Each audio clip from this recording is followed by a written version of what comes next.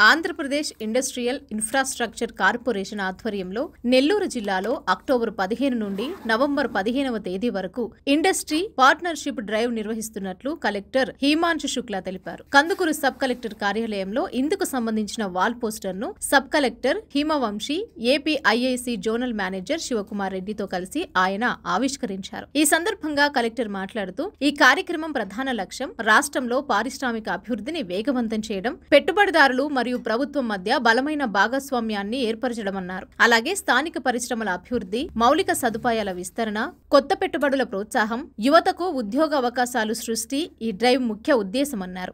AP IIC ఆధ్వర్యంలో పెట్టుబడిదారులకు భూమి కేటాయింపు, అనుమతుల సమన్వయం, అవసరమైన సౌకర్యాల కల్పన సులభతరం చేయబడుతోందని, పరిశ్రమల వృద్ధికి అనుకూల వాతావరణం సృష్టించడంలో కీలక పాత్ర పోషిస్తుందన్నారు. ఈ డ్రైవ్ లో భాగంగా ఏపీ ఐఐసి అధికారులు జిల్లాలో పరిశ్రమల ప్రతినిధులతో సమావేశాలు నిర్వహిస్తున్నట్లు వెల్లడించారు. ఈ కార్యక్రమం ద్వారా నెల్లూరు జిల్లాలో సమతుల్య పారిశ్రామిక అభివృద్ధి సాధించడమే ఏపీ ఐఐసి ప్రధాన లక్ష్యమని, పరిశ్రమల ప్రతినిధులు, ఎంఎస్ఎంఈలు, స్టార్టప్లు ఈ కార్యక్రమంలో పాల్గొని తమ ఆలోచనలు, పెట్టుబడి అవకాశాలు పెంచుకోవచ్చని కలెక్టర్ తెలియజేశారు.